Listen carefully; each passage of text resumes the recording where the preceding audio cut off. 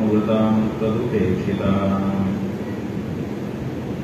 प्रमाणमुखनिर्भिन्न महामोहामरालये नमस्कुर्मो नृसिंहाय स्वप्रकाशचितात्मने कञ्जासनादिसुरवृन्दलसत्किरीटकोटिप्रकर्षणसमुज्ज्वलनिन्द्रिपीठे त्वामेव यामि शरणं विगतान्यभावम् दीनं विलोकयतया रुद्रविलोचनेन श्रीराम जय राम जय जय राम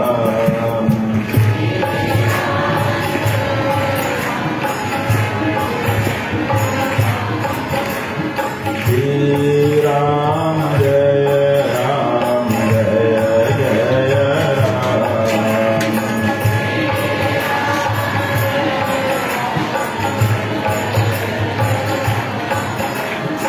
श्रीराम जय राम जय जय राम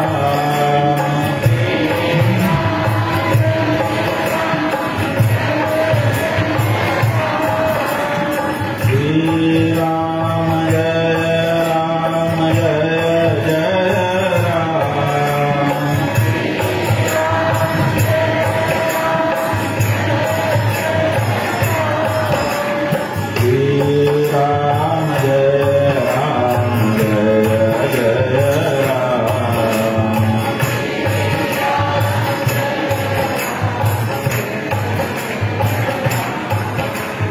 श्रीराम जय राम जय जय राम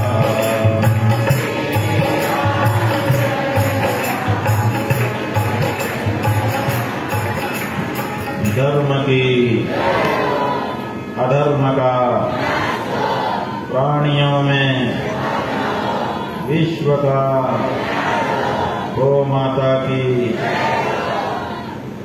गंगा माता की भागवत भगवान की ब्रह्मलीन पीठाधीश्वर गुरुदेव भगवान की धर्म सम्राट स्वामी करपात्री जी महाराज की नमः पार्वती पतये हर हर महादेव।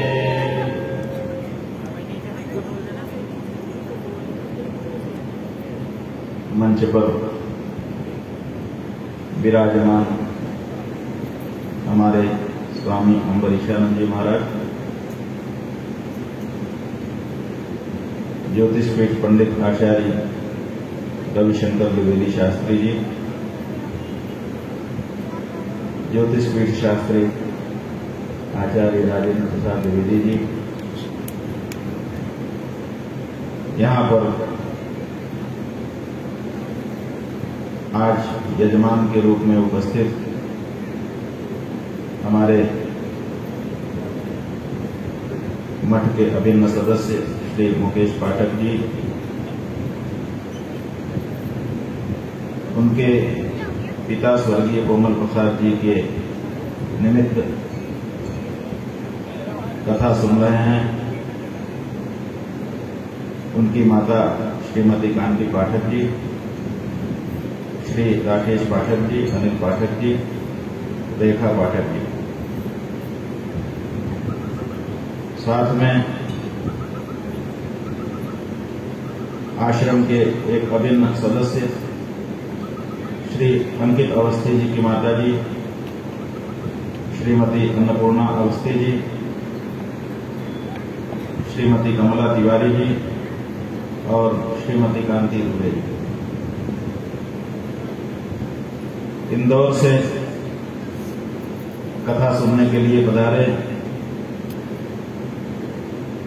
अपने पिता पंडित अवधेश कुमार तिवारी जी की स्मृति में कथा श्रवण कर रहे हैं श्री नीलेश तिवारी जी, श्रीमती रुचिता तिवारी जी, अपनी माता माया तिवारी जी के साथ। यहाँ पर अनुपस्थित विद्वज्जन, सुधी श्रोताजन, मातृशक्ति, भगवान भक्तों के हृदय में कहां से प्रवेश कर जाते हैं कोई नहीं जानता।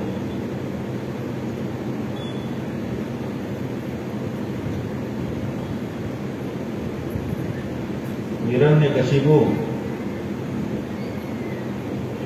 ये जानने का प्रयास कर रहा है कि मेरी इतनी सुंदर राज्य व्यवस्था के अंदर मेरे ही बेटे को मेरे शत्रु का भक्त आखिर बना कौन रहा है?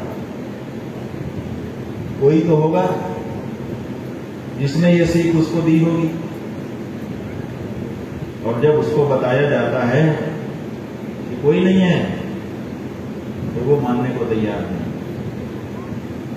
चंडा मर्ग कहते हैं महाराज, नमत प्रणीतम न पर प्रणीतम सुतो वदत्ये सतवेन्द्र शत्रु नैसर्गिकी मतिरस्य राजन नियच्छ मन्यु कददा सममान। आप क्रोध छोड़ दीजिए महाराज, और हमारे ऊपर जो व्यर्थ का दोषारोपण कर रहे हैं हम इसको भी अस्वीकार करते हैं, क्योंकि कोई ऐसा है ही नहीं।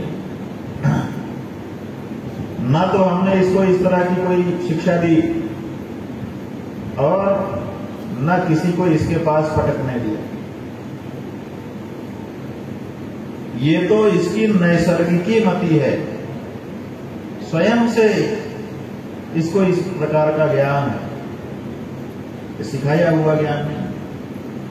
जो सिखाया हुआ समझाया हुआ होगा वो अलग तरह का होता है।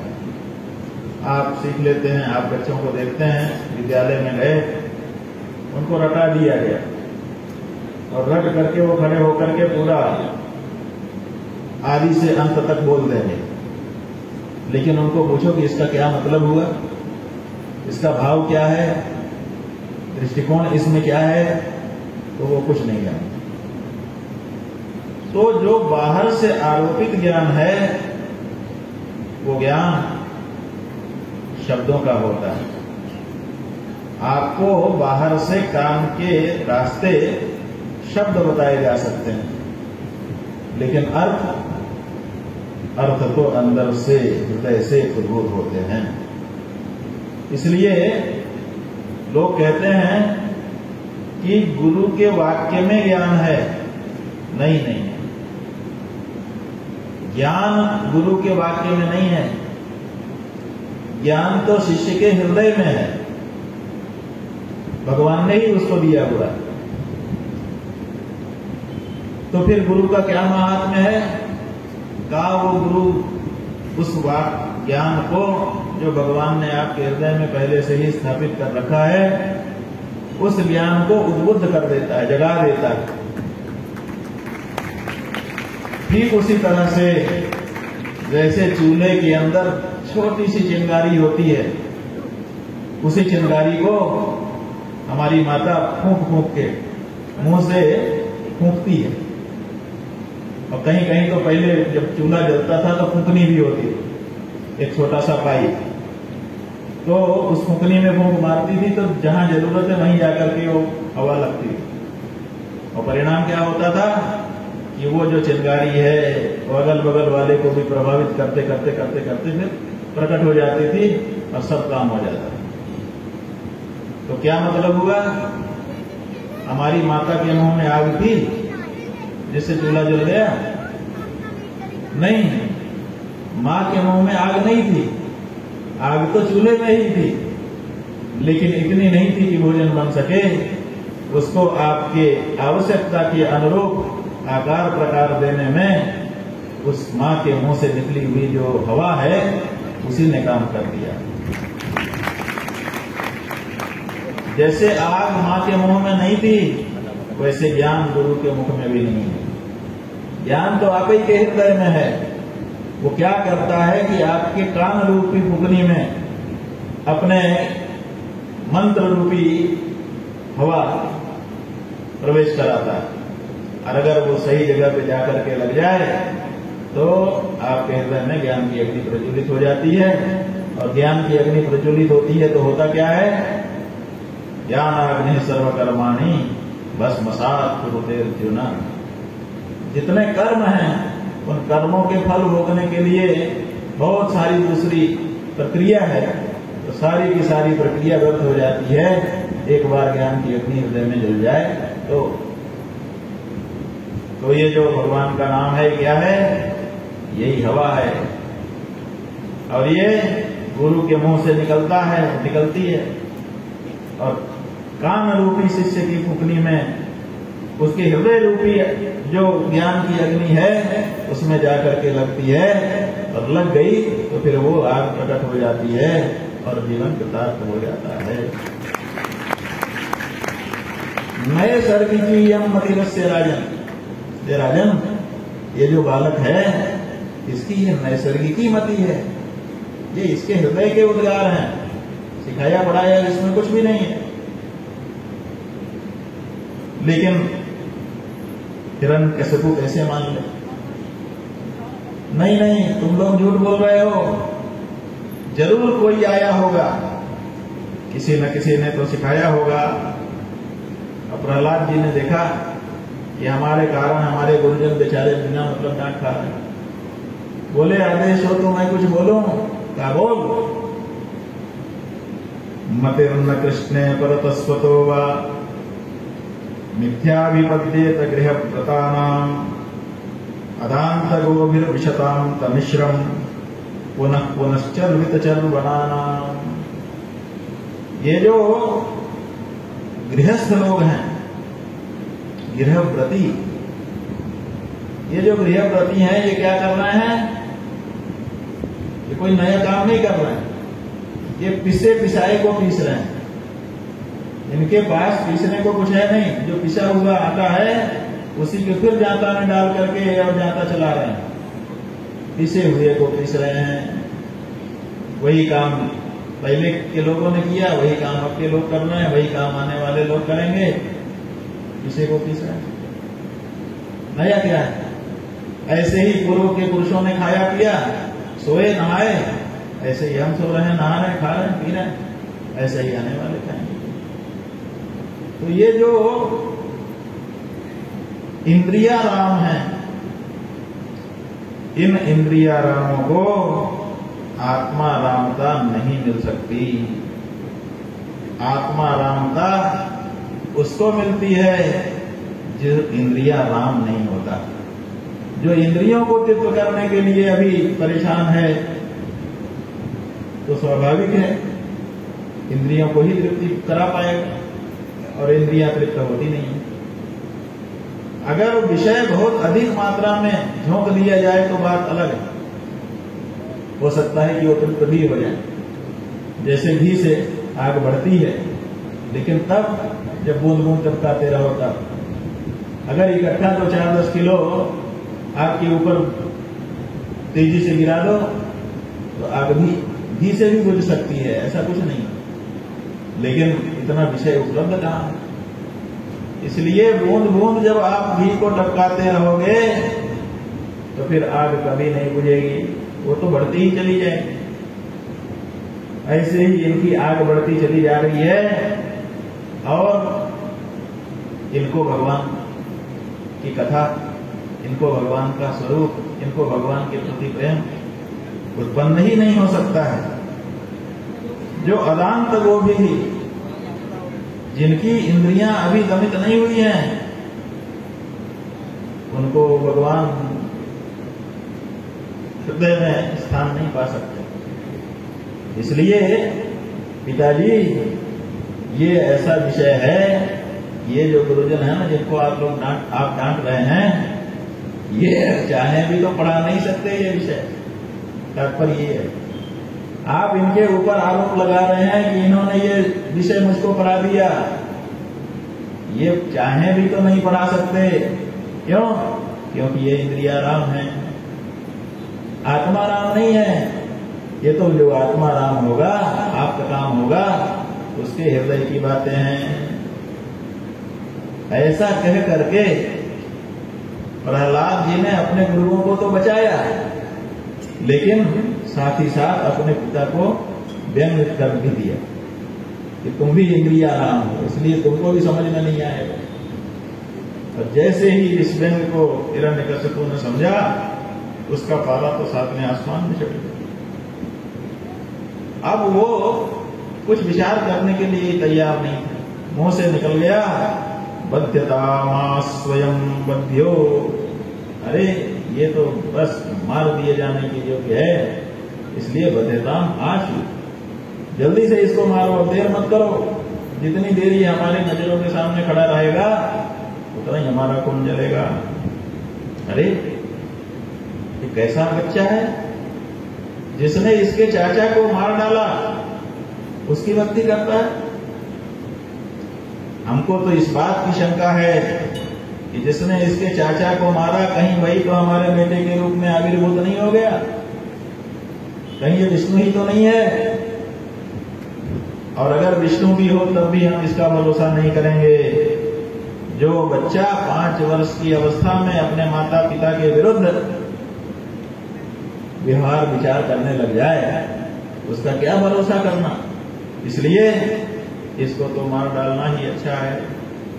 अरे कोई पराया भी हो और अगर वो अपना भला करे तो वही अपना पुत्र, और अपना पुत्र भी और अपने विरुद्ध खड़ा हो जाए तो फिर वही शत्रु है। इसलिए ये पुत्र नहीं है। आप लोग इस बात का संकोच मत करो कि हमारा पुत्र है इसलिए कैसे इसको मारे। जब ये हमारे विरुद्ध विचार वाला हो गया तो अब ये हमारा शत्रु है। इसलिए जो व्यवहार शत्रुओं के साथ किया जाता है वही व्यवहार इसके साथ किया जाए, मारो। जो भी उपाय करना हो, कहा महाराज आपके सामने मार दें कि दूर ले जाएं। कहीं ऐसा ना हो कि अभी तो गुस्से में आप कह रहे हैं कि मारो, और जब हम इसको मारने लगे तो आपका पुत्र प्रेम जागृत हो जाए, और पुत्र प्रेम जागृत होकर के आप हमें को दंड के विधान में डाल दो, इन लोगों को दंडित किया जाए। हिरण्यकशिपु बोला दूर ले जाने की जरूरत नहीं है, मैं अपने सामने इसको मरते हुए तड़प तड़प के मरते हुए देखना चाहता हूं। जैसे ये बात कही, जो उनके सेवक थे क्रूरकर्मा तो थे ही, उनको भरोसा हो गया कि हमको कोई दंड नहीं मिलेगा। तो फिर वो काहे को चुपते, त्रिशूल उठा करके प्रहलाद जी के ऊपर त्रिशूल से प्रहार करना उन्होंने शुरू कर दिया। चारों तरफ से सैनिक आ गए और सब अपना अपना त्रिशूल उठा उठा करके प्रहलाद जी के शरीर में चुभोने के लिए प्रहार कर रहे हैं। सोच रहे हैं कि बस अब मरा तब मरा। प्रहलाद जी अपना आराम से भगवान का ध्यान करते हुए खड़े हो गए। शरीर से उन्होंने अपना ध्यान ही हटा लिया। अब भगवान ने देखा कि इसने तो शरीर से अपना ध्यान हटा लिया, लेकिन हमें ध्यान लगाए हुए है, इसलिए इसके शरीर की रक्षा करना हमारा कर्तव्य। तो भगवान आ करके शरीर को वज्र का बना देते हैं। और जैसे ही शरीर वज्र का बना तो वो त्रिशूल मार रहे हैं, और त्रिशूल में आवाज ऐसे आ रही है खट खट, जैसे किसी पत्थर की मूर्ति में त्रिशूल मार रहे हो। नोक मारते हैं और नोक जो है वो मुड़ जाती है और त्रिशूल पीछे की तरफ ले जाता है। बड़ा आश्चर्य हो गया। हिरण्यकशिपु ने कहा, अरे मेरी शंका लगता है कि सही थी, मेरे मन में ये विचार था कि कहीं ये विष्णु ही तो नहीं है, लगता है कि ये माया भी है। देखो इसने अपना शरीर वज्र का बना लिया। अगर सामान्य बालक होता तो त्रिशूल की मार उसको बचा नहीं सकती। ऐसा करो कि माया जो है वो कहां तक चलेगी। किसी चीज में चल सकती है, हर चीज में थोड़े चलेगी। इसको ले जाकर के हाथी के पैर के नीचे कुचलवा दो। कहा महाराज बाहर ही खड़े हैं, अगर आदेश हो तो यहीं बुला लें। कहे तो और अच्छा होगा, तुरंत हाथी बुलाओ। तो आवाज दी गई, हाथी आ गया। हाथी को महावत ने आदेश दिया, इसको पैरों के नीचे कुचल दो। हाथी आगे बढ़ा, आगे बढ़ करके प्रहलाद जी को अपने पैर के नीचे कुचलने के लिए गया। तब तक जैसे किसी को बिजली का झटका लगता है, ऐसे झटका हाथी को लगा और हाथी खुद ही जाकर के दूर गिर पड़ा। अब तो सारे सैनिक भी परेशान हो गए कि क्या बात है। हिरण्यकश्यप भी थोड़ा सा चिंतन में पड़ा। उसने कहा कि दूसरा प्रयोग करो। एक सैनिक था, उसने कहा मुझे सर्प विद्या आती है। कहिए तो बहुत विस्मत नाग मेरे पास है संग्री, अभी कटाए देता हूं। कहा जल्दी कर, देर मत कर। तो गया, पिटारी लेके आया, उसमें विस्लर सर्प थे। तुरंत उसने कहा छू छू छू, और सर्प जो है प्रहलाद जी को काटने के लिए दौड़ा। और जैसे ही काटने के लिए दौड़ा, प्रहलाद जी के मन में तो भगवान श्री विष्णु थे। सर्प को भगवान विष्णु दिख गए, तो वो उनके चरणों में जाकर के सो गया। सर्प से भी नहीं मरे। हिरण्यकश्यप ने कहा भाई देर हो रही है, लगता है कि कोई माया जानता है। अब मायावियों को बुलाओ, पंडितों को बुलाओ, वो लोग मारण का प्रयोग करें इसके ऊपर। और अगर इसकी कोई माया हो तो उसको भी काटने के लिए मंत्र का उच्चारण करें, कृत्या उत्पन्न कर दें। वो कृत्या के द्वारा इसको मृत्यु प्राप्त करा दी जाए। तो बड़े बड़े तांत्रिक मांत्रिक बुलाए गए। उन्होंने अपना, कोई नींबू काट रहा है, कोई घोड़ा काट रहा है, कोई कुछ कर रहा है, कोई मिर्ची का हवन कर रहा है। अनुष्ठान होने लगे, लेकिन कोई अनुष्ठान काम नहीं आया। प्रहलाद जी का बाल नहीं बांका। हिरण्यकश्यप तो अब परेशान हो चुका, क्या करें क्या न करें। बुद्धि कुछ काम ही नहीं कर रही। ऐसे में जब किसी की बुद्धि काम नहीं करती तो उसके अगल बगल वाले उसका फायदा उठाते हैं, सलाह देने के लिए आ जाते हैं कि ऐसा करें ऐसा करें। तो उस समय जो भी सलाह दी जाती है बहुधा मान ली जाती है। तो एक मंत्री आया, उसने कहा महाराज हमारे पास युक्ति है। कहा जल्दी बोल। कहा पहाड़ के ऊपर ले जाएं और वहां से इसको फेंक दें। आज तक कोई बचा नहीं है।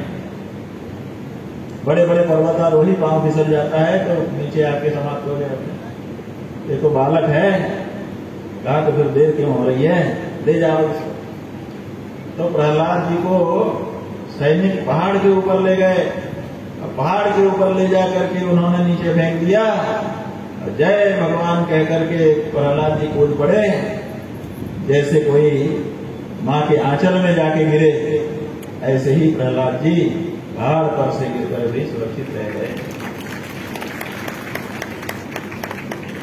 अंधेरी कोठरी में बंद करवा दिया।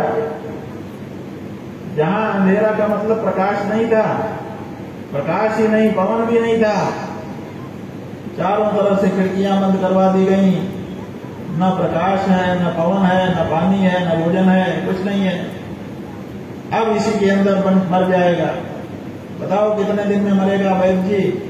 तो वैद्य जी ने कहा कि छोटा सा बच्चा है महाराज, 5 साल का, ज्यादा दिन नहीं लगेगा, 3 दिन में तो ये समाप्त।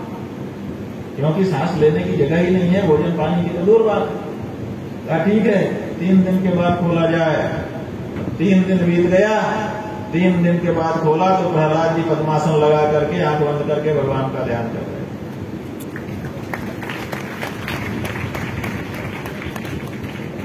क्या करें क्या न करें? कहा ऐसा करो कि इसको आग में जला दो। आग जलाओ तगड़ी, और उसमें इसको उठा करके फेंक दो, और बाहर निकलने की कोशिश करे तो अंदर ढकेलो। चारों तरफ सैनिक खड़े रहे। कहा ठीक है। आग जलाई गई। ऐसी धधकती हुई आग कि दूर तक उसकी आंच महसूस की जा रही थी, लोग खड़े नहीं हो पा रहे थे। ऐसी आग में प्रहलाद जी को धकेल करके अंदर डाल दिया गया। बहुत देर तक प्रहलाद जी अंदर से निकले ही नहीं। लोगों ने सोचा कि अब अंतिम में इस उपाय से हमारा काम बना, ये निकल नहीं रहा। काफी देर तक आग जलती रही, लोग खड़े रहे। जब अंदर से बाहर नहीं निकले तो लोगों ने कहा बस काम हो गया, चलो, चले गए। आग जलती रही, जब तक लकड़ी रहती है तब तक जलती रहती है। तो सब लोग तो चले गए, हिरण्यकशिपु भी चला गया प्रसन्न होकर के। दूसरे दिन सवेरे जब आग ठंडी हुई तो राख फेंकने के लिए जब नौकर जाकर आए तो देखते क्या है कि राख के बीच में प्रहलाद जी आसन लगा करके बैठे हुए। अब तो वो परेशान हो गए। तत्काल उन्होंने जाकर के सूचना करी कि महाराज जैसा हम लोग सोचते थे वैसा कुछ नहीं हुआ है, उसकी तो चमड़ी भी जैसी की तैसी है। अंदर का नुकसान होना शरीर में दूर की बात है, जैसा का तैसा बैठा हुआ है, बाल तक नहीं जले। हिरण्यकशिपु को भरोसा नहीं हुआ, अरे इतनी देर हमारे सामने अग्नि में उसको फेंका गया, इतनी देर तक हम खुद खड़े रहे, आग से बाहर तक आया नहीं हो, कैसे बच सकता है? तो दौड़ करके खुद गया और जाकर के खड़ा होकर के देखता है तो प्रहलाद जी बड़े प्यार से बैठ करके भगवान का ध्यान कर रहे हैं। सोचता है कि वही है कि दूसरा प्रहलाद। तो प्रहलाद जी आंख खोलते हैं, पिताजी नमस्कार, प्रणाम। हिरण्यकशिपु बोलता है प्रहलाद तू जला नहीं? प्रहलाद जी क्या बोलते? प्रहलाद जी कहते हैं राम नाम जपताम कुतो वयम सर्वताप समनैक भेषजम पश्यतात महगात्र सन्निधौ पावको पिछलिलायते गुना। पिताजी राम नाम जपने वालों को अग्नि से कहां भय हो सकता है? क्यों? क्योंकि अग्नि तो एक ताप है, ऐसे कई ताप हैं, और ये जो राम जी का नाम है ये सर्वताप शमन कर देता, सब तरह के तापों का शमन कर देता है। दैहिक हो, दैविक हो, भौतिक हो, हर तरह के ताप का शमन करने की दवाई है राम जी का नाम। तो जो दैहिक, दैविक, भौतिक तीनों तरह के तापों को मिटा सकता है, शांत कर सकता है, शीतल बना सकता है, उस राम का नाम जपने वालों को भय क्या? आइए आप भी राम जी का नाम जपिए और फिर इस अग्नि को छू करके देखिए, आपको पता चलेगा कि राम का नाम जपने वालों के लिए ये अग्नि भी कितना शीतल है।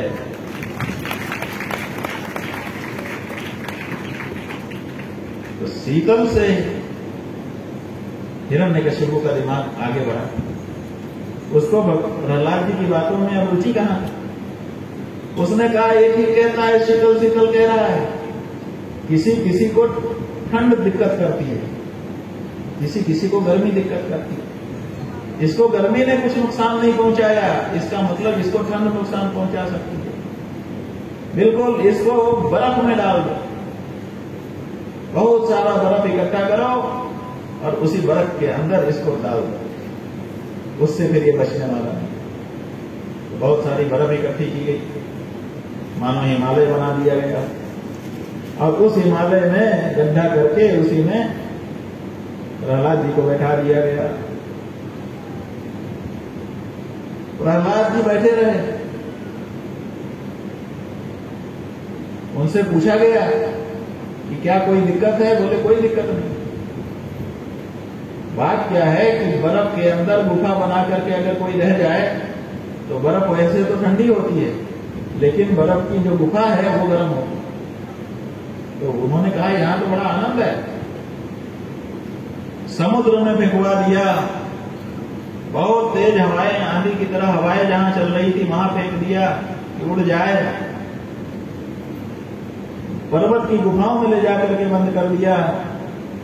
जो जो उपाय जो व्यक्ति बताता उसी को अपनाता हिरण्यकशिपु, लेकिन प्रहलाद जी को मार नहीं सकता, हारने लगा। उसके मन में ये बात आ गई कि ये बालक सामान्य नहीं है, कुछ विशेष बात है इसके अंदर। कहीं ये हमको मारने ही तो नहीं आया है? क्या करूं जिससे इसका भय मेरे मन से निकल के बाहर हो जाए? इतने में संडामर्क आ गया। जितम तो यही के न जगत त्रयम ध्रुवो विजिम्बरण त्रस्त समस्त दिष्णपम न तस्य चिंतम तवनाथ चक्ष्महे न वै शिशूनाम गुणदोषयोः पदम। महाराज, आप व्यर्थ में भयभीत हो रहे हैं। जैसे कोई भूत से पैप खाता है, उस भूत से जो दिखाई तक नहीं दे रहा है, जो दिख तक नहीं रहा है, उस भूत से भयभीत होकर के बहुत से लोग परेशान हैं। अरे जब जो है ही नहीं, दिखाई ही नहीं दे रहा, उससे परेशान होने की क्या जरूरत? महाराज, ऐसे ही आप छोटे से बालक से परेशान हो रहे हैं। परेशान मत होइए, आपने तो बड़े बड़े दिग्गजों को हरा दिया है, इसलिए आपकी भौं टेढ़ी हो जाए तो बड़े बड़े दिक्पाल कांपने लगते हैं। इसलिए इस बालक से आप बिल्कुल भय मत खाइए। ये तो समय की बात है, सही युक्ति हम लोगों की लग नहीं रही। अब थोड़ी सी प्रतीक्षा कर लीजिए, हमारे पिताजी बस आने ही वाले हैं, शुक्राचार्य। और गुरु जी अगर एक बार आ गए तो वो ऐसी युक्ति बता देंगे जिससे पल में अपने लोगों का काम बन जाए। कहा अगर बीच में इसने कोई खतरा कर दिया तो अब तो हमको इससे डर लगता है।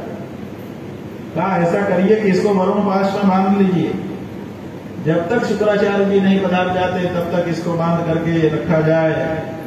और महाराज, एक बात और हम कहना चाहेंगे, आखिर है तो आपका बेटा, बांध करके इसको रखिए, मारिए मत।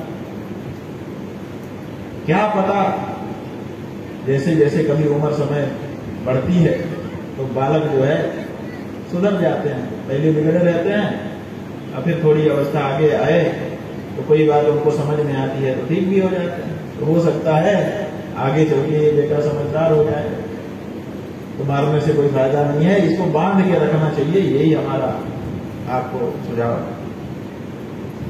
कहा भाई इस समय जो सुझाव दो सब ठीक है, बांधो इसको। तो बांध लिया गया। कहा कहाँ रहेगा? कहा आप ही लोगों ने कहा है बांध के रखो, आप ही की जिम्मेदारी, ले जाओ इसको पाठशाला में रखो। और वहीं आपने कहा है कि समय आने पर बुद्धि पलट सकती है, तो इसकी बुद्धि को पलटने का प्रयास करें। तो संडामर्क प्रहलाद जी को बांध करके लेकर के चले गए पाठशाला। वहां जाकर के उनको अर्थशास्त्र, राजनीति शास्त्र सब सिखाने लगे। प्रहलाद जी ने गुरुओं की जो पढ़ाई गई बात है उसको सुना तो, लेकिन उसको दिल से कभी भी स्वीकार नहीं किया। क्यों? क्योंकि यह संसारियों की शिक्षा थी और प्रहलाद जी का मन संसार में नहीं था, बल्कि संसार जिसमें दिखाई देता है उस परमात्मा में था। इसीलिए उनको इसमें रुचि नहीं रही। एक दिन क्या हुआ कि संडामर्क जी का निमंत्रण आ गया, या आप लोगों को आना है, बहुत जरूरी निमंत्रण था। इसलिए उन्होंने सब बच्चों को कहा कि बच्चों आप लोग संभाल के रहना, हम जाकर के निमंत्रण में भाग लेकर के आते हैं। तो वो लोग चले गए। अब पाठशाला बिना गुरु जी के हो गई। तो बिना गुरु जी की जो पाठशाला होती है वो मॉनिटर के हवाले हो जाती है। तो अब जैसे ही संडामर्क वहां से गए, वैसे ही बच्चों में बात आ गई कि कौन मॉनिटर बनेगा। तो सारे बच्चे खड़े हो गए। उन्होंने कहा प्रहलाद जी के सिवा दूसरा कोई मॉनिटर नहीं कर सकता। कहा वो तो बंधे हुए हैं। कहा बंधे हैं तब भी हम उन्हीं को अपना नेता समझते हैं, इसलिए उन्हीं के पास चलते हैं। तो उनके पास सारे लड़के पहुंचे। प्रहलाद जी ने कहा कैसे आए? कहा आज तो पढ़ाने वाले गुरु जी चले गए हैं दोनों, हम लोग खाली हैं, आप ही हमको कुछ पढ़ा दीजिए, हमारा समय बर्बाद न जाए। विद्यार्थी के लिए एक एक क्षण कीमती होता है। क्षणशः कणशश्चैव विद्यामर्थं च चिन्तयेत्। एक एक क्षण करके जिसको विद्या चाहिए उसको विद्या का अर्जन करना चाहिए। एक एक क्षण उसके लिए कीमती है और एक एक कण जिसको धनवान बनना है उसके लिए कीमती है। थोड़ा थोड़ा इकट्ठा करता रहेगा तो बूंद बूंद से जैसे सागर भर जाता है, ऐसे ही थोड़ा थोड़ा इकट्ठा करते करते बहुत सारा रुपया इकट्ठा हो सकता है। इसलिए जिसको विद्वान बनता है उसको एक एक क्षण का उपयोग, और जिसको धनवान बनना है उसको एक एक कण का उपयोग आना चाहिए। तो महाराज हमारे समय की बर्बादी ना हो, इसलिए आज गुरु जी नहीं है तो आप ही हमको पढ़ा दीजिए। ऐसे होते हैं छात्र, ये नहीं कि गुरु जी नहीं है तो अब आज पढ़ना ही नहीं है, अब तो खेलने कूदना। अगर गुरु जी नहीं है तो जो हो सकता है उत्तम उसके पास जाकर के पढ़ना है। तो सारे बच्चे असुरों के बच्चे थे, लेकिन उनके भी अंदर भी विद्या अध्ययन के प्रति इतनी जागरूकता थी, गहराई थी। तो प्रहलाद जी ने कहा ठीक है हम पढ़ाते हैं, भगवान का भजन करो। कहा ये कैसी बात करते हैं प्रहलाद जी, अभी तो हम बच्चे हैं, ये भगवान का भजन तो बुढ़ापे का काम है। अभी हम बच्चे हैं, विद्या अध्ययन करेंगे, उसके बाद जवान होंगे तब संसार का आनंद लेंगे, उसके बाद फिर नई पीढ़ी को खड़ा करेंगे। और नई पीढ़ी जब खड़ी हो जाएगी, जब हमारी उपयोगिता काफी कम हो जाएगी, फिर हम अपना भगवान का भजन करने के लिए निकल पड़ेंगे। अभी बचपने में भगवान के भजन की बात आप क्यों करें। प्रहलाद जी ने कहा कौमार आचरेत प्राज्ञो धर्मान भागवतानिह दुर्लभम मानुषम जन्म तदप्यध्रुवमर्थदम। अच्छा बच्चों ये बताओ कि जितने लोग शरीरधारी हैं ये सब बूढ़े होकर के ही मरते हैं? कहा नहीं, बहुत से लोग तो बचपने में ही मर जाते हैं, बहुत से लोग जवान होकर के मर जाते हैं, कुछ लोग बूढ़े होकर के भी मरते हैं। कहा तो आप लोगों में से कितने हैं जो बूढ़े होकर के ही मरेंगे, बचपन और जवानी में नहीं मरेंगे? ऐसी कोई गारंटी आप लोगों के पास है? तो दैत्यों के बच्चे कहने लगे गारंटी तो नहीं है, किस समय किसको क्या हो जाए कोई कह सकता? कहा जब नहीं कह सकते तो फिर भजन कब करोगे? अगर बुढ़ापे के जिम्मे छोड़ दिया भजन को और जवानी में ही मर गए, बचपने में ही मर गए, तो भजन कब होगा? इसलिए जब से होश संभालो तब से अपने होश को भगवान में लगा। कौमार आचरे प्राज्ञो धर्मान भागवतानि है। क्यों? क्योंकि ये जो मनुष्य का शरीर है ये दुर्लभ है, और तदपि अध्रुवम, वो भी अनिश्चित है, कब तक रहेगा पता नहीं। बड़े भाग मानस पावा सुर दुर्लभ सब गुंथन गावा, जैसा हीरालाल शास्त्री जी कह रहे थे, स्वर्ग नरक अपरग न सेनी ज्ञान विराग भगत सुख देनी। तो इसमें क्षमता तो बहुत है मनुष्य के शरीर में, लेकिन समस्या ये है कि अध्रुवम, कब तक रहेगा पता नहीं, अभी अभी भी जा सकता है और बहुत से लोगों का चला भी जा रहा है। तो ऐसी परिस्थिति में महत्वपूर्ण तो है मनुष्य का शरीर, लेकिन अध्रुव है, इसका निश्चय नहीं है कुछ भी कि कब तक रहेगा। इसलिए इस शरीर से वो जो पाने की चीज है, जिसको पाने के लिए मनुष्य का शरीर हमको मिला है। देखो विषय सुख भोगने के लिए मनुष्य शरीर नहीं, यही तन कर फल विषय न भाई भजी राम सब काम है। ये जो शरीर है मनुष्य का, ये विषय भोग के लिए नहीं है, विषय भोग के लिए दूसरे दूसरे शरीर हैं, खाने पीने और दूसरा काम करने के लिए दूसरे शरीर भी हैं, वो सब भोग शरीर है। ये जो मनुष्य का शरीर है ये परमात्मा को प्राप्त करने के लिए है, इसलिए भजिए राम सब काम किया है। ये राम भजन के लिए है। इसलिए इस शरीर को प्राप्त करने वाले प्रत्येक व्यक्ति को चाहिए कि इस शरीर का सदुपयोग करे और इसी शरीर से राम को प्राप्त कर ले, और नहीं तो ये शरीर बेकार गया समझो। बहुत बड़ा चांस, बहुत बड़ा अवसर, चूक जाओगे अपनी पछित सी अवसर बीते। जब अवसर बीत जाएगा तो पछताओगे क्या है। भगवान ने बड़ी कृपा करके, करुणा करके हमको ये मनुष्य शरीर दिया था, भारत भूमि में दिया, गुरुओं का साथ दिया, परमहंसी गंगा जैसा क्षेत्र दिया, लेकिन फिर भी हमने भगवान को प्राप्त नहीं किया। अब क्या करें।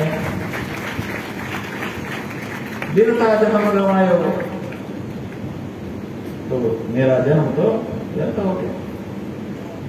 इसलिए भलाई इसी में है कि शरीर जैसे ही मनुष्य का मिला, तत्काल जिस उद्देश्य के लिए मिला है उस उद्देश्य को पूरा करने में इसको लगा देना चाहिए। कहा महाराज तो फिर ये संसार का जो सुख है, इसके प्रति जो मन कभी कभी जाता है हमारा, उसका क्या होगा। प्रहलाद जी ने कहा देखो ये जो सुख है इसके लिए प्रयत्न करने की जरूरत नहीं। प्रयत्न तो परमात्मा की प्राप्ति का होना चाहिए। संसार के सुख भोग प्राप्त करने के लिए प्रयत्न नहीं करना चाहिए। तब कहा ये बताओ कि तुम सुख जानते हो कहाँ, दुख जानते हो कहाँ। अच्छा ये बताओ जो दुख है इसके लिए कोई प्रयास तुम करते हो। तुमको दुख मिलता है ना, कहाँ मिलता है। का जो दुख तुमको मिल जाता है उसके लिए कौन सा प्रयास करते हो, कौन सा अनुष्ठान करते हो, कौन सी भागवत सुनते हो, कौन सा मंदिर दर्शन करते हो, कौन सी तीर्थ यात्रा करते हो, कौन सा पूजा, कौन सा पाठ, कौन सी नौकरी, कौन सा व्यवसाय, कौन सी खेती कि मुझे दुख मिल जाए। यह है कभी नहीं। कोई दुख पाने के लिए प्रयास नहीं करता, लेकिन बिना प्रयास किए भी दुख मिलता है कि नहीं मिलता है। क्या मिलता है। हम तो बिल्कुल प्रयास नहीं करते, बिल्कुल चाहते हैं कि मिले ही ना, उसको रोकने का जरूर प्रयास करते हैं, लेकिन रुकता नहीं है, वो आ ही जाता है। कहा तो ये कैसे आता है, ये पूर्व में किए हुए कर्मों के परिणाम स्वरूप आता है। आपने जो किया है उसको आपको भोगना ही पड़ेगा। प्रयास करो तब आए ऐसा नहीं है, अपने आप आ जाएगा। और जैसे दुख का उदाहरण बताया ना कि आपके जो अशुभ कर्म हैं उनका परिणाम दुख है, वो बिना प्रयास के आएगा। ऐसे ही अगर अच्छा किया होगा पूर्व जन्म में तो उसका अच्छा परिणाम भी अपने आप आएगा। तो जैसे दुख बिना प्रयास के आपके पास आ जाता है, ऐसे ही सुख भी बिना प्रयास के आपके पास आएगा। आपको बहुत बड़ा भ्रम है कि मेरे प्रयास से मैं सुखी हुआ। आपके प्रयास से आप सुखी नहीं है, आपके प्रारब्ध से आप सुखी या दुखी दोनों। इसलिए जो कुछ आप कर रहे हैं उसका परिणाम आने वाले दिनों में मिलने वाला है। और क्या मिलेगा, भगवान यही तो कहेंगे कि जिस काम के लिए इसको भेजा था वो किया कि नहीं। कहा महाराज उसको छोड़ करके बाकी सब किया। तो जिस काम के लिए भगवान ने आपको मनुष्य शरीर देकर के भेजा, आप उसी को छोड़ रहे हैं, बाकी सब कर रहे हैं। तो बाकी कुछ करने का कोई परिणाम नहीं होगा, बल्कि उसके लिए उल्टा दंड होगा। और मनुष्य शरीर को व्यर्थ गंवा देने के लिए अलग जो दंड निर्धारित होगा वो भी आपको मिलेगा। इसलिए प्रयास क्या करना है, प्रयास परमात्मा की प्राप्ति का करना है। बाकी सुख दुख तो प्रारब्ध बस मिलेंगे ही मिलेंगे। दुख सुख जो लिखा लीलार हमारे जाग जहां पाओ नहीं। जब भगवान शिव की बारात को देख करके भगवती गौरी की माता मैना दुखी हो गई थी, कह रही थी कि मैं विवाह ही नहीं करूंगी। ऐसे समय में गौरी जी ने क्या कहा, मां ये अमुक जैसा अमुक पति है, इससे थोड़े होता। अगर मेरे ये नसीब में दुख लिखा है तो जहां जाऊंगा वहां दुख मिल जाएगा। और अगर सुख लिखा है तो जहां जाओगे वहीं मिल जाएगा। इसलिए ये मेरे नसीब की बात है। ये क्या देगा हमको सुख? ये क्या देगी हमको सुख? तो मेरे नसीब में होगा तो मुझे सुख मिलेगा, दुख होगा तो दुख मिलेगा। तो ये अपने भाग्य की बात, प्रारब्ध की बात होती है। इसके लिए परेशान होने की जरूरत नहीं है। सुखमय इंद्रियकम दैत्या देह योगे न देहिनाम सर्वत्र लभ्यते दैवात् यथा दुखम अयत्नतः। जैसे दुख बिना प्रयत्न के मिल जाता है, ऐसे ही सुख भी बिना प्रयत्न के ही मिलेगा। इसलिए उसके लिए प्रयत्न करने की आवश्यकता नहीं है, और दुख को रोकने के लिए प्रयत्न करने की आवश्यकता नहीं है, क्योंकि वो रुकेगा नहीं। तो आप सुख दुख के प्रति जो सकारात्मक या नकारात्मक प्रयत्न करते हैं वो दोनों व्यर्थ हैं। इसलिए वो तो जैसे आंधी आई तो आंधी सह लिया, रुक गई तो रुकने का अवसर सह लिया, गर्मी का दिन आए तो गर्मी सह लिया, बरसात के दिन आए तो बरसात के दिन को काट लिया। जैसे जो ऋतु आ जाती है उस ऋतु के अनुसार व्यवस्था बना करके हम लोग उस ऋतु का समय बिता देते हैं। ऐसे ही जीवन में दुख और सुख को बिता देना चाहिए। जब दुख आए तो उसको भी जब तक रहे बिता करके खत्म करो, और सुख आए तो सुख को भी भोग करके खत्म करो। सुख दुख तो आते रहेंगे। अपना काम क्या है? अपना काम है परमात्मा की प्राप्ति के लिए प्रयत्न करना, तो वही करना चाहिए। प्रहलाद जी कह रहे हैं, देखो तुम कह रहे हो ना कि बुढ़ापे में हम भजन करेंगे, तो पहली बात तो यह है कि बुढ़ापा आएगा कि नहीं आएगा कोई गारंटी नहीं। दूसरी बात यह है कि है कितना समय तुम्हारे पास। 100 साल की उम्र अगर मान लेते हैं तो 50 साल तो सोने और नहाने में चले गए। 8 घंटा आप सोए और 4 घंटा नहाए, 12 घंटा तो यही बीत गया। अब 12 घंटा आपके पास बचता है, इसका मतलब 100 साल में से 50 साल तो इसी में निकल गया, बचा टोटल 50 साल। काम करने लायक कब हुए? जब जन्मे थे तभी। अभी कल्याणी पांडे जी कह रही थी केवल गौ माता में ये शक्ति है कि उनका बच्चा उत्पन्न होते ही चलने लगता है, दौड़ने लगता है, लांचे मरने लगता है। मनुष्य के बच्चे में है ताकत, जन्म लेते ही चलने लगे नहीं है। बड़े मुश्किल से करते कराते लद गिरते हुए, चोट खाते हुए इसी तरह से कभी चल पाता है। तो लगभग 15-20 साल का समय उसको काम करने लायक होने में लग जाता है शुरुआत का, तो 20 साल वो निकाल दो। और अंतिम में बुढ़ापे में 15-20 साल का समय है वो किसी काम का नहीं रहता है, बस विराजमान है। तो 15-20 साल वो निकाल दो, तो 50 साल जो बचा था उसमें से 20 साल इधर 20 साल उधर निकाल दिया, तो कितना बचा?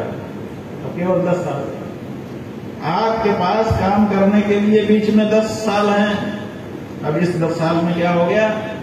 अब इस 10 साल में आपको बहुत सारी इच्छाएं जाती हैं, ये कर लूं तो ये कर लूं तो ये कर लूं तो ये कर लूं, वो सब करने लगे। अब भगवान की प्राप्ति के लिए जो प्रयत्न करना है उसके लिए समय कहाँ है? इसलिए कौमार आचरे प्राज्ञो, सारी उम्र इसी तरह से व्यर्थ के कामों में बीत जाएगी।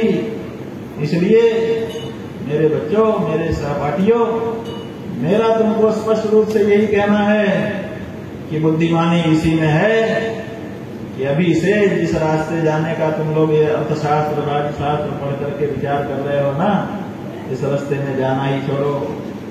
अभी से भगवान नारायण की ओर प्रचार कर लो, ताकि जो जीवन की सांसें हैं उनका सदुपयोग हो जाए। नहीं यच्युतम प्रीणयतो बहुवा यासो सुरात्मजाः आत्मत्वात् सर्वभूतानां सिद्धत्वादिह सर्वतः। जो सहपाठी थे प्रहलाद जी के, उन्होंने कहा महाराज ठीक है, लेकिन हम लोग तो अभी बच्चे हैं, हमारी समझ भी बहुत कम है और अभी हमारे हाथ में भी कुछ नहीं है, न पैसा है, न अधिकार है, न हमारे पास समझ है। तो भगवान की प्राप्ति के लिए जो प्रयास है वो हम कैसे करें? उसके लिए तो ज्ञान होना चाहिए, उसके लिए तो संसाधन होना चाहिए। तो हम कैसे भक्ति करें? तो प्रहलाद जी कहते हैं मई अच्युतम कहीं नहीं। तो भगवान को प्रसन्न करने के लिए बहुत प्रयास की आवश्यकता नहीं है, बहुत संसाधन की आवश्यकता नहीं है। अरे असुरों के कुमारों, भगवान को पाने के लिए, प्रसन्न करने के लिए बड़े प्रयास की जरूरत नहीं है। क्यों नहीं है? क्या देखो, भगवान आप कहेंगे कि कहीं जाना पड़ेगा तो समय चाहिए, वाहन चाहिए।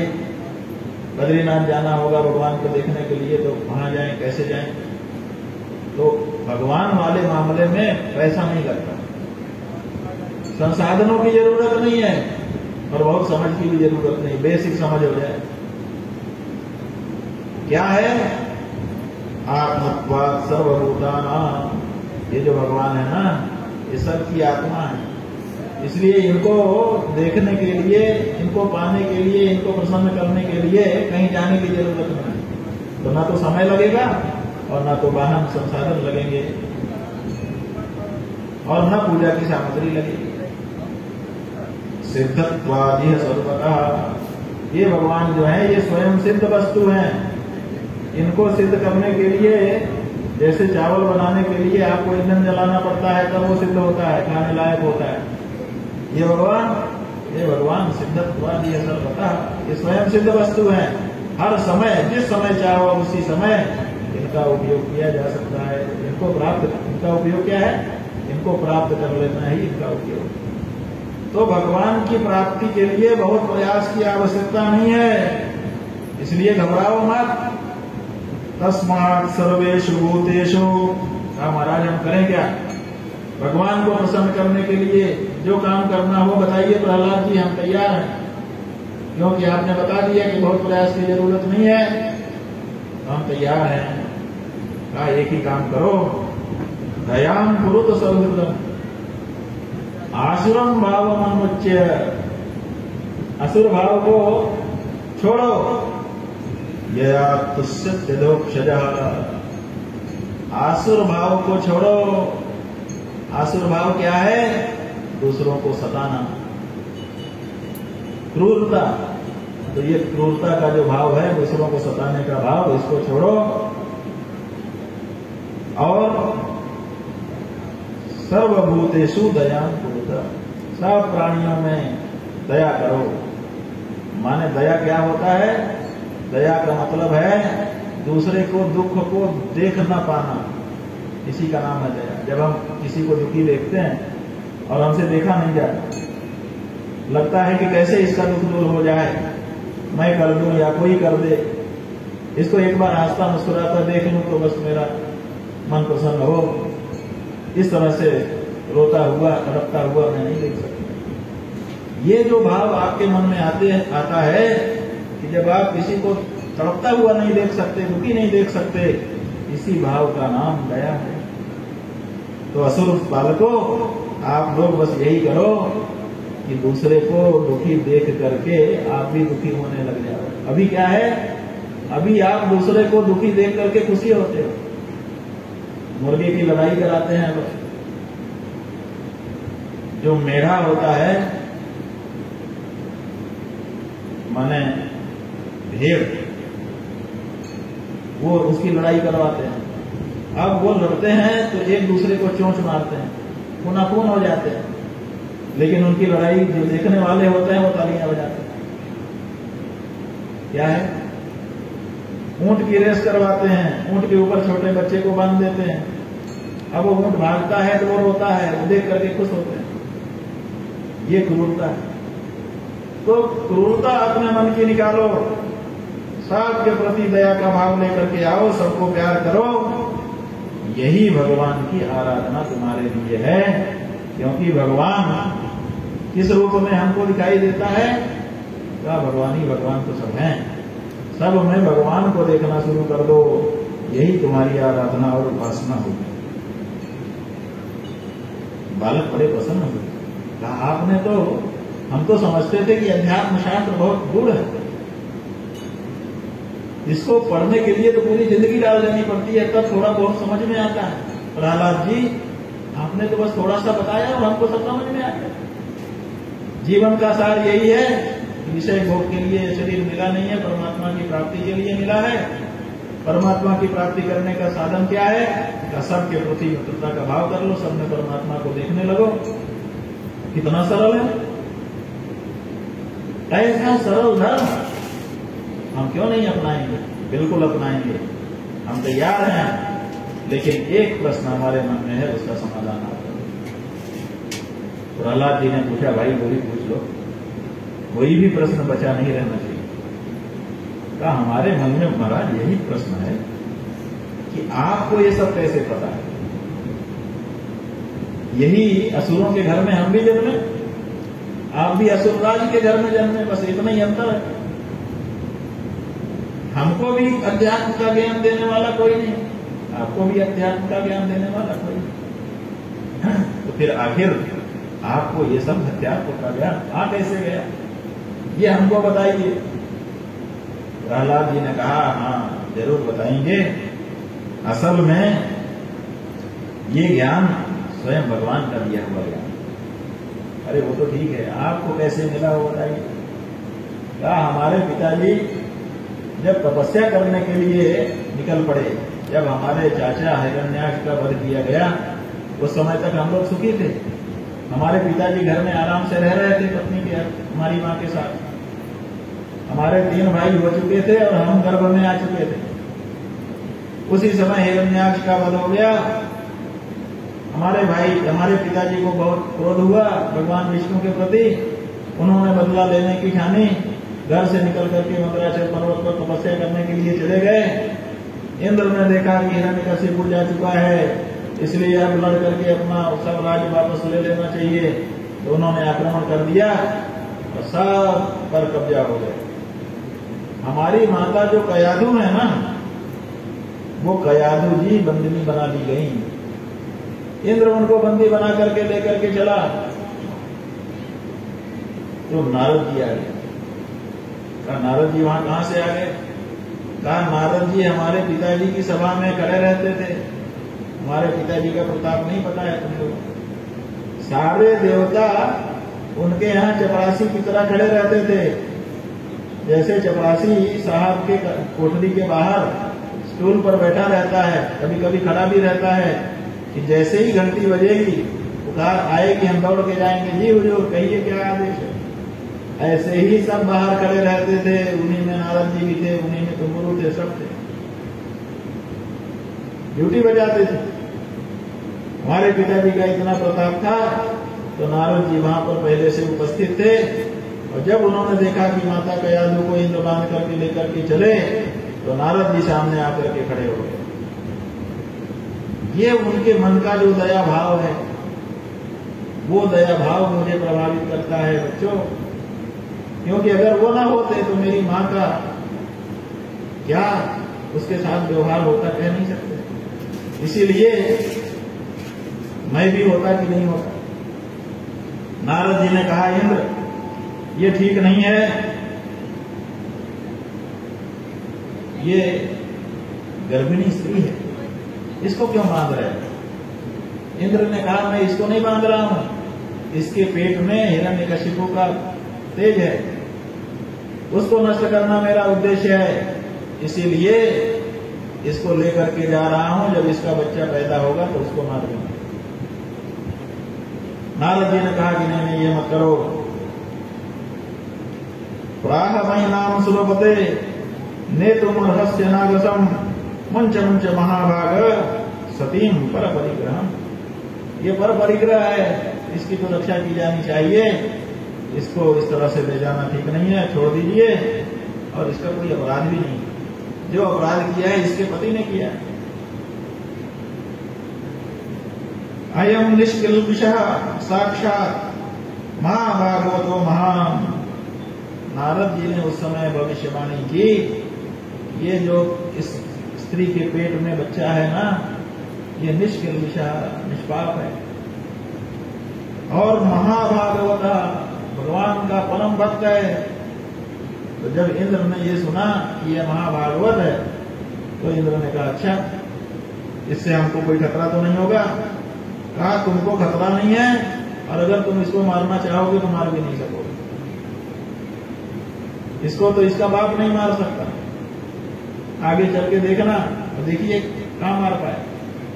हिरण्यकशिपु ने प्रयास किया कि प्रहलाद को मार पाया, वो मरने के लिए नहीं था। इसीलिए नारद जी की बात को इंद्र ने मान लिया। नारद जी ने हमारी माता को छुड़ा लिया और अपने आश्रम ले गए। कहा बेटी, जब तक तेरा पति तपस्या करके लौट के नहीं आ जाता, तब तक तू निर्भय होकर के मेरे आश्रम में रह, तुझे किसी प्रकार की कमी नहीं होने दी जाएगी। तब तक मां वहीं पर रही। वहां पर आश्रम में रह करके सुंदर वातावरण में मेरे अंदर, गर्भ के अंदर ही ऐसे उत्तम संस्कार आने लग गए। और जो भगवान की जो बात है, ज्ञान है, वो ज्ञान मैंने वहीं अपनी मां की कोख में सुना था और वहीं पर इसको धारण कर लिया। यही भागवत धर्म है, यही विशुद्ध ज्ञान है जो नारद जी ने कृपा करके मेरी माता को सुनाया था। मां तो स्त्री स्वभाव होने के कारण उसमें ध्यान नहीं दे पाई, इसलिए भूल गई। लेकिन मैं गर्भ में था, परिस्थितियों को देख रहा था, मेरे बाल मन ने उसको सदा सदा के लिए ग्रहण कर लिया। इसलिए वही ज्ञान आज मैं तुम लोगों को सुना रहा हूं। कहा महाराज ये तो चोरी हो गई। प्रहलाद जी, इसका आपको ध्यान है कि नहीं?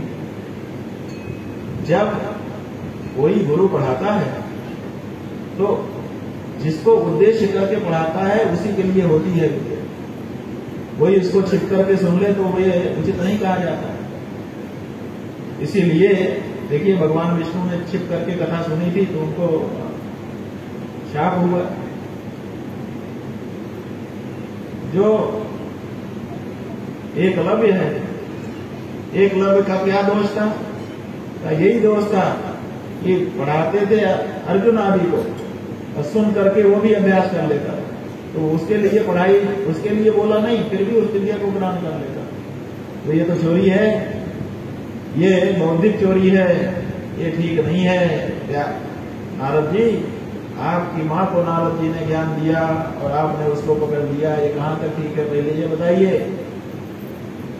प्रहलाद जी कहते हैं मामक उद्देश्य। अरे तुम लोगों को पता नहीं है, मेरी मां को सुनाना उनका उद्देश्य नहीं था। मेरे को उद्देश्य करके ही मां को सुना रहे थे, मेरे लिए ही वो ज्ञान था। इसीलिए तो उन्होंने कहा था इंद्र को, ये जो गर्भ में बालक है ये महाभागवत होगा। मेरी मां के लिए नहीं कहा था कि ये महाभागवत हो जाएगी, वो तो जैसी है वैसे ही रहेगी। तो इसलिए ममाप्त उद्देश्य, मेरे उद्देश्य से भी उन्होंने बताया था ज्ञान, इसलिए वो ज्ञान मेरा भी है। और वो ज्ञान क्या है? वो ज्ञान यही है, ये जो षड भाव विकार हैं, अस्थि जायते, वर्तते, विपरिणमते, अपक्षीयते, नश्यति, ये शरीर के, यही जन्मता है, यही बढ़ता है, यही परिणाम को प्राप्त होता है, यही धीरे धीरे क्षीण होने लगता है और यही एक दिन नष्ट हो जाता है। लेकिन आत्मा न जायते मरियते वापस, न तो वो जन्म लेता है, न तो मरता है, न तो बढ़ता है, न तो छोटा होता है। इसलिए ये जो ज्ञान है शरीर और आत्मा दोनों के विषय में अलग अलग है। शरीर जो है वो अनात्मा है, आत्मा से भिन्न है। आत्मा में शरीर का कोई द्वेष नहीं है। शरीर जो है वो आत्मा को ग्रहण करके अपने आप को भी आत्मा दिखाने की कोशिश करता है, यही उसका ढोंग है, आखंड है कि मैं आत्मा हूं। तुम कब से आत्मा हो गए? अगर आत्मा हो तो तुम्हारा जन्म क्यों हो रहा है? अगर आत्मा हो तो तुम में विकार क्यों हो रहा है? अगर आत्मा हो तो तुम्हारा नाश क्यों हो रहा है? इसका मतलब कि तुम आत्मा नहीं हो, लेकिन लोगों में भ्रम डाल करके बैठे हो कि मैं ही आत्मा हूं, लोग तुम्हें को दिखा दिखा करके अपने आप को बता रहे हैं। तो ये पाखंडवाद है।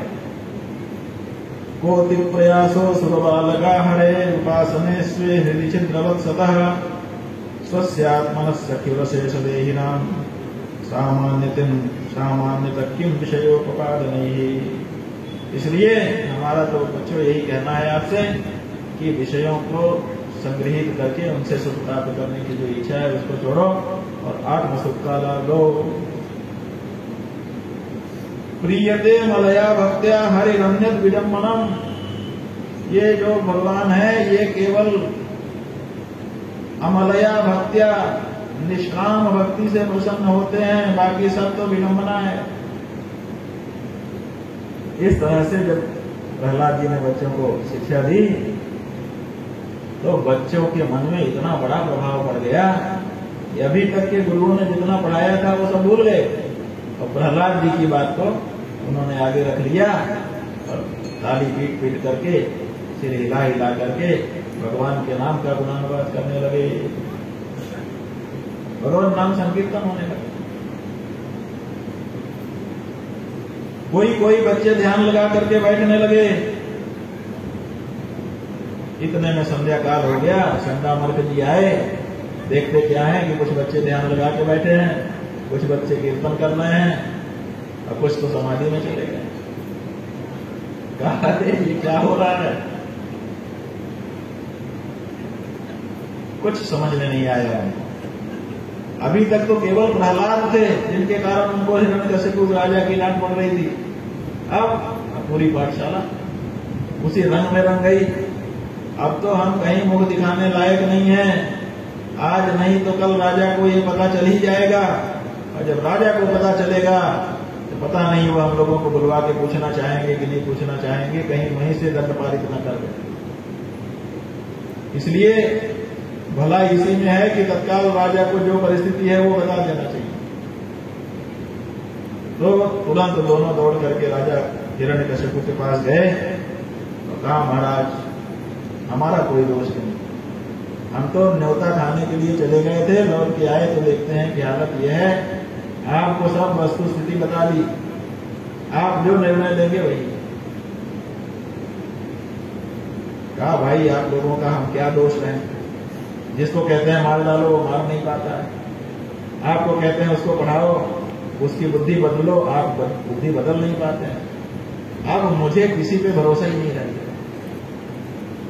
अब तो जो कुछ करना है मुझे खुद करना पड़ेगा, ऐसा मुझे लग रहा है। इसलिए आज मैं उसको अपने हाथों से मारे डालता, ना रहेगा बांस और ना बजेगी बांसुरी। ये सब अनर्थ की का मूल यही प्रहलाद है और आज मैं स्वयं उसको अपने हाथों से मारूंगा। बुलाओ कहां है।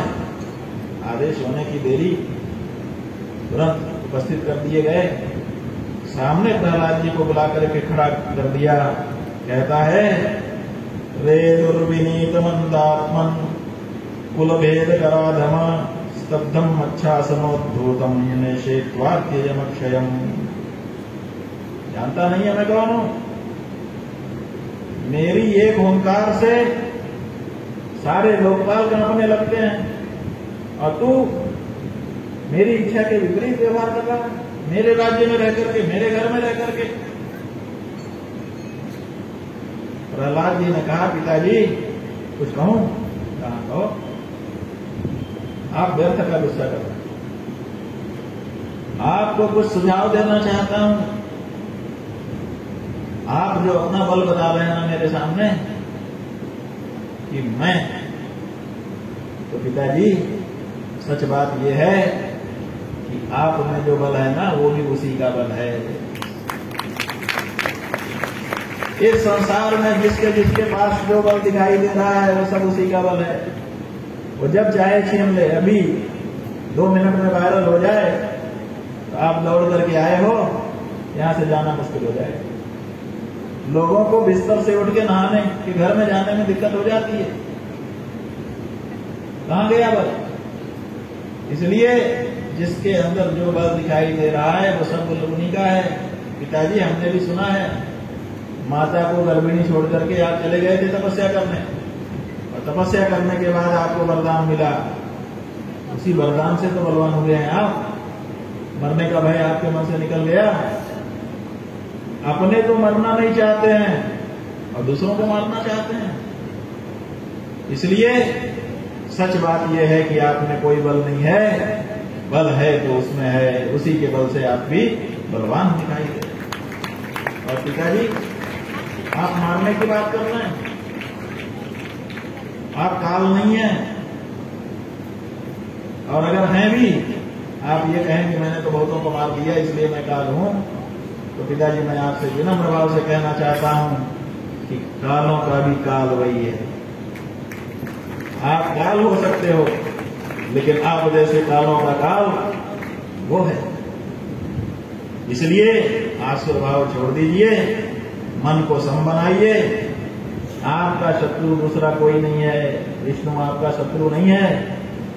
आपका शत्रु आपका ये कुमारगामी मन है।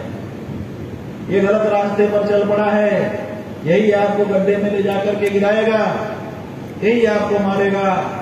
अरे आप दुनिया जीतने चले हैं, आपकी जो इंद्रियां हैं वो आपके ऊपर डकैती डाल रही हैं, आपको लूट रही हैं, उनको तो जीतने में आप समर्थ हुए नहीं। अब इतना हिरण्यकशिपु के गुस्से के सामने बोलना कठिन था, लेकिन प्रहलाद जी तो बोले, निर्भय होकर के बोले।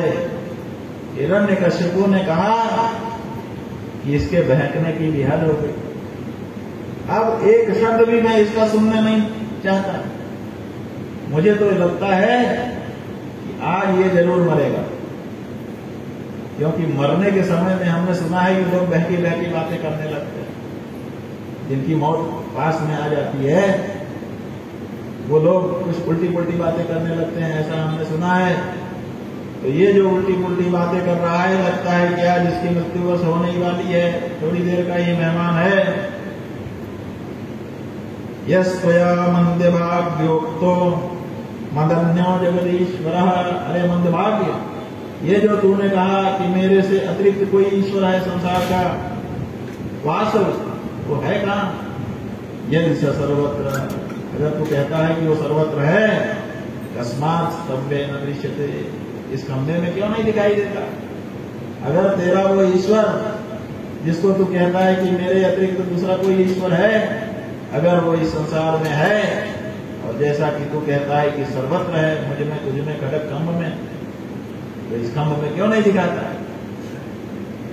अभी देखता हूं तलवार की मार से तेरा सिर मैं तेरे धड़ से अलग करता हूं, देखता हूं कि तेरा वो बलवान परमेश्वर कैसे तेरी रक्षा मेरी कृपा से करता है। खड्गम प्रगृह्य, इस तरह से बोल करके और हाथ में तलवार लेकर के अपने सिंहासन से हिरण्यकशिपु खड़ा हो गया। खड़ा क्या हुआ? कूद पड़ा नीचे गुस्से में।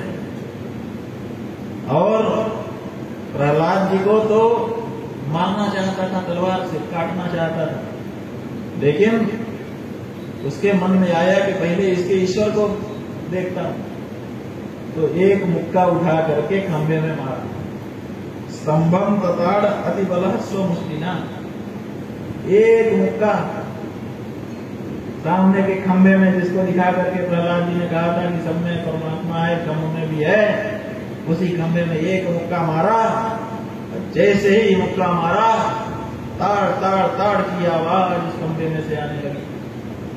तदैव तस्मिन् निदतोति भीषणो बभूव येनांडकटाह स्फुटत्। ऐसा लगा जैसे ब्रह्मांड रूपी जो कड़ाहा है उसी में घाव हो गया। इतनी बड़ी तेज आवाज आई जैसे बहुत बड़े बादल फट गए हों। और सत्यम विदातुम द्विजवृत्तिभासितम व्याप्तिम च भूते सुखिलेषु चात्मनः अदृश्यतात्यद्भुत रूपमुद्वहन् स्तंभे सभायाम न मृगम न मानुषम। ताड़ ताड़ ताड़ करके वो खंभा फटने लगा। हिरण्यकशिपु चकित रह करके देख रहा था। देखते देखते क्या हुआ कि प्रहलाद जी ने कह दिया था ना कि खंभे में भी है, तो तो अपने भक्त की बात को सत्य बनाने के लिए उसी खंबे से भगवान नरसिंह रूप धारण करके प्रकट हुए। न मृगम न मानुषम, देखा कि ना तो ये सिंह है और ना तो ये मनुष्य है, आधा मनुष्य आधा सिंह, नृसिंह। हिरण्यकशिपु को आश्चर्य हो गया, भगवान खंबे से निकल करके उसके सामने खड़े हो गए। उसने देखा कि ये तो विशाल है और चढ़े चले आ रहे हैं, तो अपनी गदा उठाई और गदा उठा करके भगवान के ऊपर प्रहार करना चाहा। भगवान थोड़ा पीछे हो गए, गदा का बार खाली हो गया। फिर उसने गदा उठाई, आगे बढ़ करके उसने दोबारा मारना चाहा, तो जैसे गरुड़ किसी सांप को पकड़ ले, ऐसे भगवान ने गदा समेत उसका हाथ पकड़ लिया और पकड़ करके जो घसीटा, तो घसीटते हुए उसको जहां घर का मुख्य दरवाजा था, देहली, वहां ले गए और उसी देहली के ऊपर बैठ गए। अपने पैरों को सामने लैपटॉप बना लिया और उसके ऊपर जैसे लैपटॉप आप लोग अपनी जांघों पे रख करके काम करते हो, ऐसे ही नृसिंह भगवान ने हिरण्यकशिपु को लिटा लिया। लिटा करके हाथ उठा लिए। आप देख, ब्रह्मा जी की बनाई सृष्टि का दिखाई देता हूं। कहा ना, ब्रह्मा जी की सृष्टि में ऐसा नहीं है, वो तो या तो सिंह बनाते हैं या तो मनुष्य बनाते हैं, ऐसे आधा आधा जोड़ करके ब्रह्मा जी ने नहीं बनाया। का यही न मांगा था कि ब्रह्मा जी आपकी बनाई सृष्टि से, और ब्रह्मा जी की सृष्टि में क्या होता है? ब्रह्मा जी की सृष्टि में या तो मन से उत्पत्ति होती है और या तो मिथुन उत्पत्ति होती है। तो यहाँ पर मिथुन उत्पत्ति भी नहीं हुई और मन की भी नहीं हुई, किसी ने संकल्प नहीं किया, भगवान स्वयं। तो ब्रह्मा की सृष्टि का मैं नहीं हूं, काजी नहीं है। यही संध्या काल का समय का बोल, ये दिन है कि रात है? न दिन है न रात है। का ये देख, मैं देहरी पे बैठा हूं, ये अंदर है कि बाहर है? का देहरी तो ना अंदर होती है न बाहर होती है। अच्छा, ये देख मेरे नाखून, ये शस्त्र है कि अस्त्र है? कहा ना तो शस्त्र है ना तो अस्त्र है। कहा तो तुमने जितने वरदान मांगे थे उन सबको ध्यान में रखते हुए अब तुम्हारा अंत किया जाता है। यूं करके जो नाखून बढ़ाए और यूं हार दिया, हार करके उसके अतनियों को निकाल करके उसकी माला गले में पहन दी। चारों तरफ असुर हाहाकार करने लगे, देवता जय जयकार करने लगे, पूरा माहौल ही बदल गया। प्रसन्नता तो सबको बहुत हुई, लेकिन परिस्थिति उल्टी हो गई। नृसिंह भगवान इतने गुस्से में थे कि उनका गुस्सा ही शांत नहीं हो रहा। क्रोध से आंखें लाल लाल थी, नथुने पड़क रहे थे। उनके सामने जाने की किसी में हिम्मत नहीं हो रही। ब्रह्मा जी आए, उन्होंने स्तुति का गान किया, लेकिन भगवान गुस्से में ही रहे। ब्रह्मा जी भागे, ना भैया हम पास में नहीं है। रुद्र आए, इंद्र आए, ऋषि आए, पिता आए, सिद्ध आए, विद्याधर, नाग, मनु, प्रजापति, गंधर्व, चारण, यक्ष, किंपुरुष, वैतालिक, किन्नर, पार्षद, कौन नहीं आया। यहाँ तक कि देवताओं ने लक्ष्मी जी से कहा, देवी आप चलिए, आप तो उनको हर रूप में देखती रहती हैं और अपने अनुसार अनुकूल भी बना लेती हैं, आप ही चलिए। तो लक्ष्मी जी आई कि चलो हम प्रयास करते हैं। और जब उन्होंने देखा इतना गुस्सा, कहा जी ये स्वरूप तो हमने आज तक देखा नहीं और हमारी भी हिम्मत इनके सामने जाने की नहीं। भगवान नृसिंह के क्रोध के सामने किसी का साहस नहीं हुआ कि उनके समीप तक भी पहुंच जाए। तब ब्रह्मा जी ने बुद्धि का प्रयोग किया, कहा महाराज इनका क्रोध शांत करो, नहीं तो पता नहीं क्या क्रोध हो जाए। तो उन्होंने प्रहलाद जी से प्रार्थना की, प्रहलाद तुम्हारे लिए भगवान अवतरित हुए हैं, तुम आगे जाओ। प्रहलाद जी केवल एक ऐसे थे जिनको भगवान से भय नहीं लगा। भगवान के सामने सहजता के साथ प्रहलाद जी पड़े चले गए। और कहने लगे, महाराज आपके सामने ब्रह्मा विष्णु महेश आकर के आपकी धारा प्रवाह स्तुति करते हैं। देखिए महाराज, मैं आपकी स्तुति कैसे करूं? मैं तो असुर कुल का हूं। मेरे पास वैसी सुंदर शब्दावली कहां? मेरे पास वैसा सुंदर हृदय कहां? मैं आपकी स्तुति करना चाहता हूं, लेकिन मेरी सामर्थ्य नहीं। इसलिए कृपा करिए। तो जैसे ही प्रहलाद जी ने हाथ जोड़ करके उनके पास जाकर के कहा, भगवान का सारा क्रोध समाप्त हो गया। जो आंखें लाल लाल थी अब वो सहज हो गई। जिस चेहरे पर क्रोध दिखाई दे रहा था, अब वो चेहरा विनम्र हो गया, प्रेम भरा हो गया। भगवान ने हिरण्यकशिपु के शरीर को एक तरफ किया, प्रहलाद जी को गोद में उठा लिया, छाती से लगा लिया, बोले, प्रभु प्यारे अंग कोमल तुम्हारे, हाय असुरन तुही मारे, नाम मम गाने में गिरते गिरायो, अपने जल में डुबायो, हाय राखी कमी न सताने में, क्षमा करो अंग मुझे देर हुई आने में। भगवान नृसिंह प्रहलाद भक्त से क्षमा मांग रहे हैं, बेटा देर हो गई, तेरे ऊपर इस असुर ने बड़े अत्याचार किए, मुझे तो पहले ही आ जाना चाहिए था। ऐसा सुंदर प्रहलाद भद्र भद्रंते प्रीतो हम ते सुरोत्तम, वरम वृणीश्वाभिमतम काम पूर्वोस्मि हम नृणा। बेटा तेरे ऊपर मैं बहुत प्रसन्न हूं। देखिए, अनुकूल परिस्थितियों में मेरा भजन कोई करे, अरे जो मंदिर ही में रह रहा हो, मठ में ही रह रहा हो, वहीं का भोजन कर रहा हो, वहीं का कपड़ा पहन रहा हो, वहीं के कमरे में सोना जिसको उपलब्ध हो, अगर वो हमारी भक्ति करे तो क्या इसमें? जहां प्रतिकूल परिस्थिति हो, मेरा नाम लेने पर भी मृत्युदंड दे दिया जाता हो, ऐसी जगह पर रह करके भी जिसने मेरी भक्ति नहीं छोड़ी, उससे बड़ा मेरा दूसरा कौन भक्त हो सकता है? इसलिए हम बहुत प्रसन्न हैं तुम्हारे ऊपर। तुमने दिखा दिया कि दृढ़ संकल्प अगर किसी का हो तो वो किसी भी परिस्थिति में रह करके अपने संकल्पों का पालन कर सकता है। तो बेटा, वरम वृणीश्वाभिमतम, तुमको जो अभिमत हो वो वरदान हमसे मांग लो। हमारा तो काम ही है, जो मांगता है वरन हमारा उसको हम देते हैं। काम अपूर्वस्मि, मेरा यही काम है। प्रहलाद जी ने कहा, महाराज क्यों हमको इसमें डालते हैं? कहा ना, मांगो।